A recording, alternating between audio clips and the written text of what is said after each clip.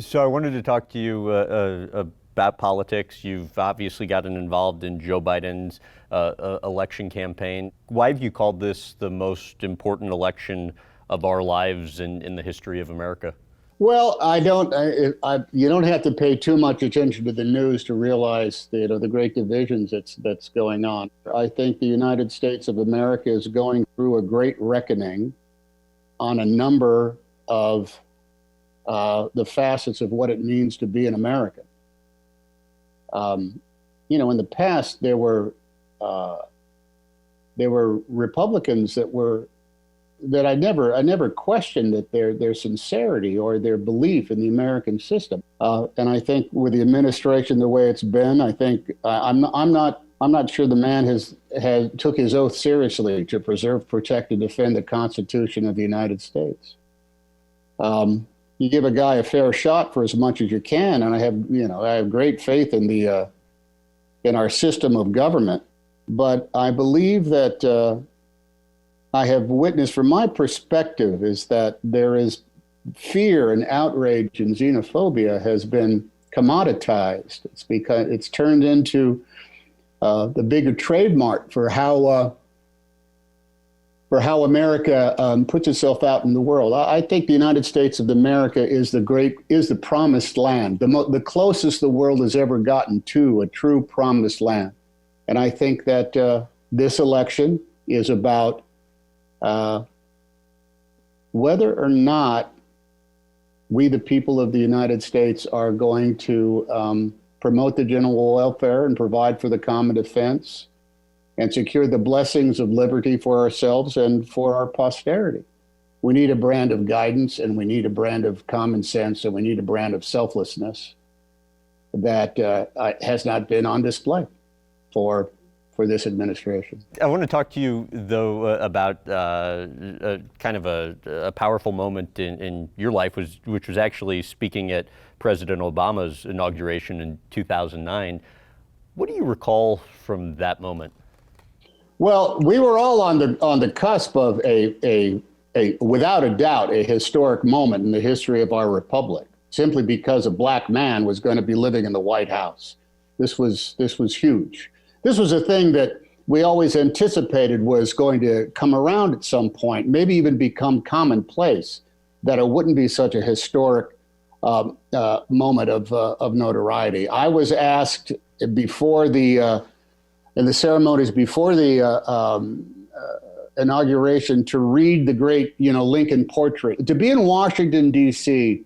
at a time when the first black president for the country was going to be taking office. To me, it was as monumental as an evolutionary place in the country and the republic, equal to man finally landing on the moon, equal to a victory being declared in World War II. You sort of remember where you were and realize that a Rubicon had been crossed. We were a different country as of that moment. I'm not sure how many times you spent the night at the White House, but I think the first time was in the Clinton administration. You were invited by President Clinton to spend the night. Tell me about what you recall from that. That was a long time ago. There was always a lot of people in the Clinton White House. And so there's no smaller part of, holy cow, I'm in the White House. This is a big, big deal. I will tell you, there was one time we happened to be in the White House, didn't spend the night. Me and the family had been in Washington, D.C. We were dedicating the National World War II Memorial at its opening. George W. Bush was president. I sat next to him, and we chit-chatted a little bit during the ceremony that was out on the mall. And we had arranged, my younger kids had not been in the White House ever, so we were able to arrange for a tour. And it was a Sunday, so it was a day off. And so when he was going to come down and I guess go to the gym or something, we were sort of like asked to go stand in one of the other rooms. But my wife had gone to the restroom. She had come out and she was walking down the hallway. And I hear her out there and she says, "Well, hello, Mr. President." And President George W. Bush said, "Well, hello, who are you?" And she says, well, I'm Rita Hanks. She used Rita Hanks then. And we were just here. I'm here with the family. So, oh, yeah, really? Well, where are they? So we stepped out, and the president was in his dress for the gym. He was getting on the treadmill. He was in his running shorts and stuff. We talked a little bit, introduced him to my kids, and it was so funny. I got breathless for a second, you know. And he asked my son. I said, "So, hey, what's it like? What's it like having a famous father? What's it like having a famous dad?" And my son said, "Well, it's, you know, there's advantages and there's disadvantages." Yeah, good answer. I know a little something about that. Hey, come on, I want to show you something. And George W. Bush took us around. We went outside. We walked around the lawn. He showed us the trees that the presidents had planted.